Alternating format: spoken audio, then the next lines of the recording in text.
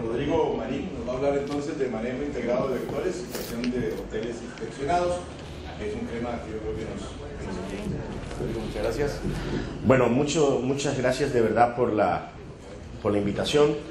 Al principio habían pocas personas, estaba un poco preocupado, iba a decir nuevamente el tema del dengue, el chikungunya y ahora el ébola es light para la gente, pero no, me equivoqué y hay un aula bastante grande aquí, ¿verdad? Bueno, el doctor Garcés hablaba del tema de dengue y chikungunya, la situación en Costa Rica, la situación de las Américas, ponía en un plano lo que ha pasado en Costa Rica con el dengue, lo que ha pasado con el chikungunya, cómo están los países vecinos y qué puede pasar en Costa Rica.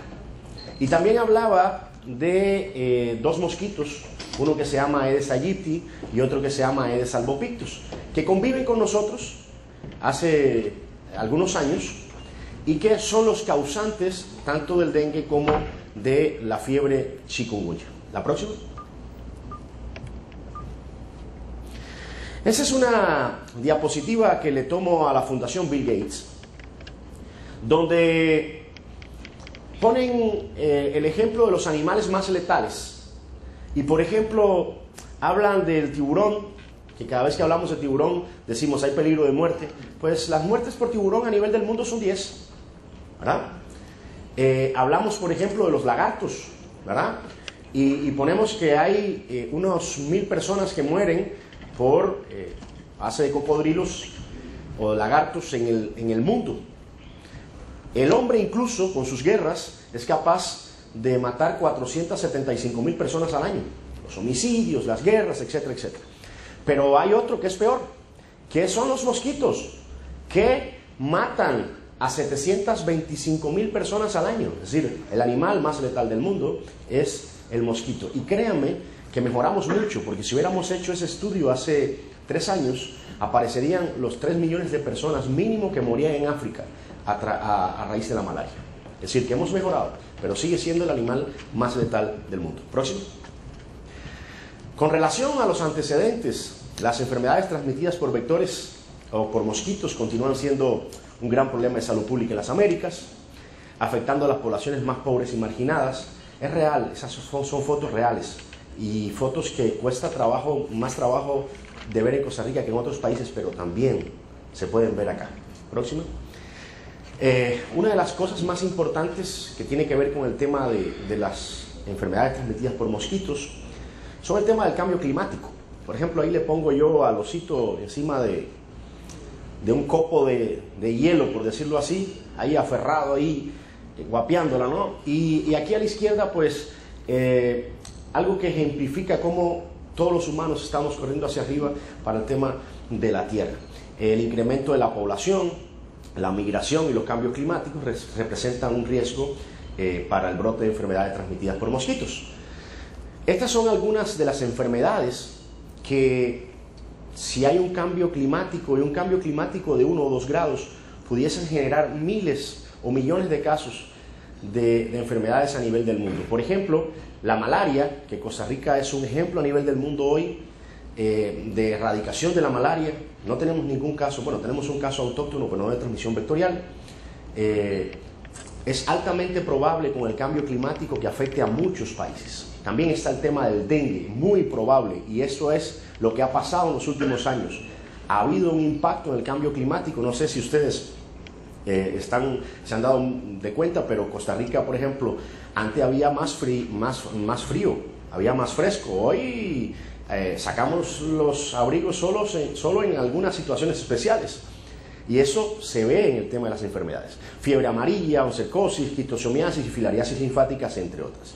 Y si por alguna casualidad quedaba algún tipo de duda sobre el cambio climático, ahí les traigo algo como para que lo tengan en cuenta. Créanme que llegué hasta el siglo, o hasta el año 90, ¿verdad?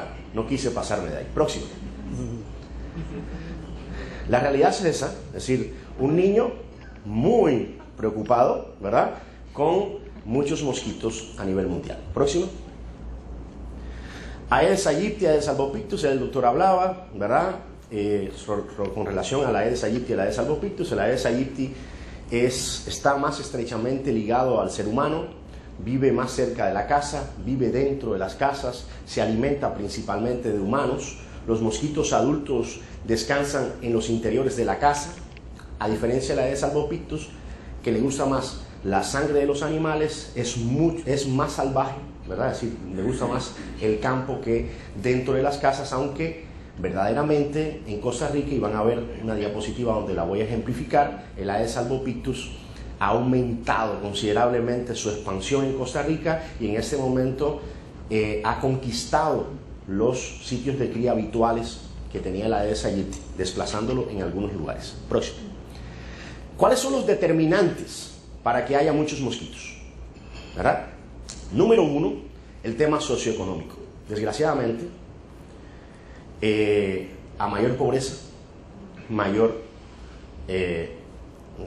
cantidad de vectores. Por ejemplo, en Parrita hay un lugar que ha quedado ahora un poco, que no están construyéndolo mucho, pero que tiene Alejandro Fernández Casas. En ese lugar encontrar un criadero de Aedes aegypti es difícil, pero nada más que uno baja la mirada y a los 300 metros pasando la calle hay un lugar marginal y hay muchísimos vectores. Otro ejemplo grande en Los Sueños, la Marina Los Sueños, un lugar espectacular, espectacular. A la par, pobreza extrema. En la Marina Los Sueños encontrar un criadero es difícil, pero a la par es muy difícil no encontrar, ¿verdad? Entonces, socioeconómico es una cosa muy importante. Hay falta de agua potable de la gente tiene otras prioridades, etc. Otro tema es el tema cultural. El doctor ponía un ejemplo hoy cuando hablaba de las famosas platos de macetas. Muchos de nosotros y en muchos hoteles, ojo a esto, tenemos platos de macetas incluso fuera para que le caiga agua. El plato de maceta lo ideó una persona para evitar que adentro de este lugar pues se filtrara el agua. ¿Qué genera o qué puede tener un plato de maceta con una maceta afuera donde cae agua todos los días? ¿Qué evita? Absolutamente nada. Lo que hace es reproducir mucho el Aedes aegypti. En otros lugares, Alajuela, Pocosí, llueve todos los días. No hay falta de agua potable, pero es muy difícil que no encontremos un tanque de agua. La gente la tiene en muchos de esos lugares para regar las plantas, para regar los helechos. Lo más fácil sería bajar el helecho y ponerlo a que caiga el agua. Pues nosotros siempre mantenemos agua en tanques, lo que genera gran producción de Aedes aegypti. Con el tema ambiental, el doctor hablaba de que las provincias más afectadas por el dengue histórico en Costa Rica son Limón, Chorotega y Pacífico Central, ¿verdad? Y a eso también le podríamos añadir el Pacífico Sur o la región Brunca. ¿Por qué? Porque hay tantos casos ahí y no hay tantos casos en San José. No es que seamos más limpios nosotros o menos limpios ellos, sino el tema es que es el clima, es decir, la altitud. Están prácticamente al nivel del mar, hay más calor, aquí hay menos calor, ahí hay menos vientos, ahí hay menos vientos, aquí hay más vientos. Es decir, el clima juega un papel importante en ese tema. Y una de las cosas que nos ha evitado un desastre grande es que estamos a 800, 1000, 1200 metros sobre el nivel del mar. Eso es real también. Con relación a la biología y bionomía del vector, el mosquito Aedes aegypti en Costa Rica, los abuelos de ustedes fueron capaces de erradicar el mosquito. En el año 1960 Costa Rica tuvo un título de la OPS que decía: no hay Aedes aegypti en Costa Rica. ¿Ok? Eso es real. En el año 1960 Costa Rica recibió un premio de la OPS donde no había mosquito Aedes aegypti. Y hoy van a ver que no hay un solo sitio donde no encontremos Aedes aegypti. Es decir, nos hemos ido atrás. También el mosquito se ha adaptado mucho a todas las cosas. El tema de los servicios de salud, protección y mejoramiento al hábitat humano. Tenemos déficit en Costa Rica de servicio permanente de agua potable en muchos lugares, en un país que llueve tanto y que hay tanta agua permanente. Cuando no te llega permanentemente el agua, la gente toma un tanque o toma un balde para guardar agua y eso genera criaderos. Cuando no recogemos la basura, en Limón nos pasamos 2 años en recoger la basura. 2 años. La basura estaba tirada afuera. Era un problema grande. No dependía del Ministerio de Salud, pero generaba una cantidad de criaderos extrema, ¿verdad? Las llantas en Costa Rica, van a ver, 1.100.000 llantas se comercializan por año, y de esas solo el 10% llegan a un destino que no significa un problema para la generación de Aedes aegypti. Es decir, casi 1 millón de llantas allá afuera, año por año, haciendo problemas. Próximo. Hablemos de la Aedes aegypti. Próximo. Ya les ponía el ejemplo de que Costa Rica fue declarada libre de la Aedes aegypti en un momento determinado. Luego de periodos cortos de positividad en algunos años, a partir del 92, se encuentra en todo el territorio nacional. Próximo. Ese es el mapa. Ese mapa es una realidad. Es decir, un día me dicen, necesito un mapa donde ejemplifiques dónde está la Aedes aegypti. Mi hijo tiene 9 años, en esa época tenía como 5, ¿verdad? Y estaba atravesando las computadoras. Le di el mapa y le puse con la brochita, le dije, llénalo todo de rojo. Fue sencillo. Es decir, el Aedes aegypti hoy está en todo el territorio nacional. En algunos lugares muy puntuales, no sé, el Chirripó, en algunos otros lugares, pero hay Aedes aegypti para exportar. Próximo. Los principales criaderos o sitios de cría de la Aedes aegypti, esto es súper importante conocerlo. ¿Ok? Súper importante conocerlo. Llantas. ¿Ok? Baldes. Tanques de almacenamiento de agua. Bebederos de animales. Plásticos negros. Tarros, canoas y platos de macetas. Todos están en las casas. Y todos son 100% evitables. No hay Ministerio de Salud que pueda entrar a resolver esos problemas. Tenemos que resolverlos nosotros. Hay que limpiar las canoas, hay que limpiarle el bebedero a los animalitos. No hay que tener llantas usadas. ¿Para qué? Cuando uno cambia una llanta usada, ¿por qué lo hace? Porque hay riesgo de muerte, de accidente, porque no sirve. ¿Y qué hacemos? Yo voy a decir lo que hago para no ponerlos en evidencia ustedes. Bueno, lo que hacía, ya no lo hago. Uno llega a la venta de llantas, normalmente ahora en noviembre, diciembre. Vamos a pensar que no fuimos a Panamá, ¿verdad? Si no lo hacemos aquí. Cambiamos las llantas y el señor de la empresa, que tiene la obligación de recibirle las llantas a todos nosotros, la pregunta que hace muy vivamente es, ¿te las quieres llevar? Porque genera un problema para él. Y nosotros siempre decimos, sí, claro, todavía sirven. Si las cambiamos, no sirven. La gente las cambia normalmente cuando ya están en riesgo evidente de muerte, o que un mosquito las pique y se exploten, ¿verdad? Entonces, si las cambiamos, dejémoslas ahí para que tenga un destino final. Al final nos las llevamos en la cajuela, generalmente la cambiamos un fin de semana, y cuando llegamos tenemos que ir al supermercado y nos damos cuenta que tenemos ese problema. Las llantas comienzan a bajarse en el portal de la casa y terminan en los patios. Eso es real. Eso es real, ¿verdad? Y generamos 1 millón de llantas año por año dentro de las casas de los costarricenses. Ese es un ejemplo. El de la izquierda es un completo, plástico negro y llantas. Ese es el récord del mundo, ¿verdad? Jícaras, la de la derecha. Servicios sanitarios abandonados. Hay muchos lugares en Costa Rica. Ahora hablaba de una zona en Parrita donde tenemos construcciones abandonadas. En Guanacaste tenemos muchas construcciones abandonadas. Las canoas, las bromelias, que voy a hablar de ellas ahora, las plantas en agua, la basura que había estado ahí. El BMW X5 es eso es un plantel del MOP. Ese es el criadero, sitio de cría más caro de Costa Rica. Y las alcantarillas de Punta Arenas, que también fueron un problema que hoy nos está costando mucho dinero, ¿verdad? Y que dependen del arreglo no del Ministerio de Salud, sino de una política a nivel del gobierno municipal. Próximo. Rapidito, la Aedes aegypti pasa por 4 etapas: huevo, larva, pupa y adulto. Próximo. Ahí lo ven, el huevito de la izquierda, la larvita, la pupa, la de la derecha abajo, y la mosquita. Importante, la fumigación solo mata la mosquita adulta, no mata los huevos, no mata la larva, ni mata la pupa. Y eso es importante de saber, ¿ok? Los huevitos, el anterior, por favor. Los huevitos, la mosquita pone de 70 a 100 huevos. Y pone aproximadamente 10 veces. Si fuera gallina, fuera un negocio fantástico.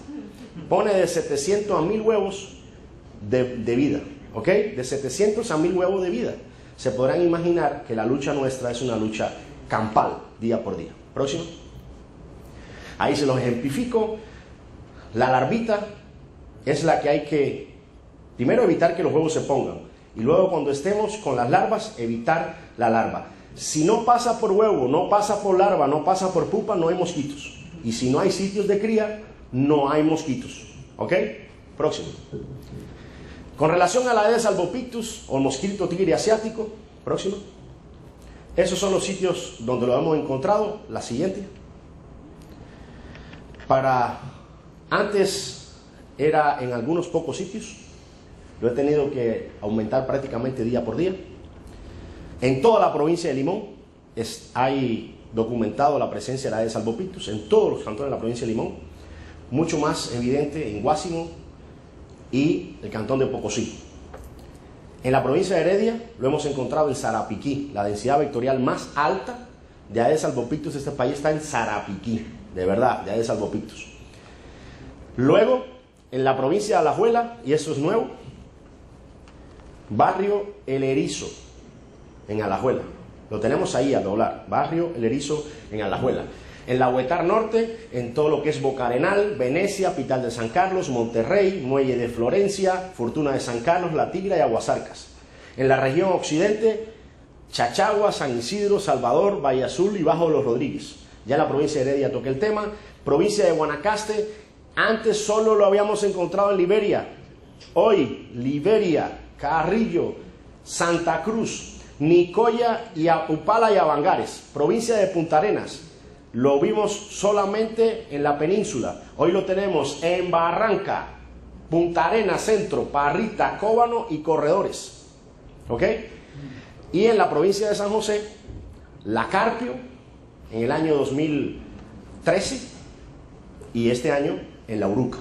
Así que lo tenemos aquí, ¿verdad? Lo tenemos aquí. El Aedes albopictus próximo. Ese ejemplo, por ejemplo, miren, esta es una publicación que tenemos en el año 2011, donde encontramos solo 28 muestras de Aedes albopictus en la provincia de Limón, y solo lo encontramos en el cantón de Pocosí. La de abajo, si ven, aumentamos a 184, y ya no es solo en el cantón de Pocosí, sino que encontramos al menos una muestra en casi todos los cantones. Falta Siquirres, pero lo habíamos encontrado en el año 2009. Es decir, ha aumentado considerablemente la presencia de la Aedes albopictus. Próxima. Este es un ejemplo también bárbaro de cómo en Sarapiquí ha desplazado prácticamente a la Aedes aegypti. Es decir, en octubre del 2012 encontramos 59 muestras de Aedes albopictus de un total de 106. En el mes de mayo del 2014, 231 de 259, para un 89.2. Y en junio del 2014, 63 de 88. Desplazó a la Aedes aegypti en el cantón de Sarapiquí. ¿Ok? Es un mosquito más complejo, es un mosquito que no está dentro de las casas, que más bien vive afuera, es mucho más difícil de combatirlo. ¿Ok? Tenemos un problema.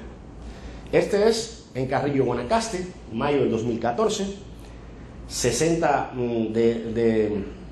87 muestras evaluadas, tenemos 27 de Aedes albopictus para un 31% en un lugar donde no habíamos encontrado nunca Aedes albopictus, para que ustedes vean el grado de complejidad que podemos tener en un futuro. Próximo. Esta diapositiva es para comenzar los hoteles que visitamos. Voy a hacer la historia. A los hoteles que visitamos no les puse los nombres, ¿verdad? Me parece. Primero, no les puse los nombres, primero porque fue la Cámara de Hoteles de Costa Rica que me dijo, mira, escojamos unos hoteles para sondear cómo estamos. De los mejores, fueron los que vimos, ¿ok?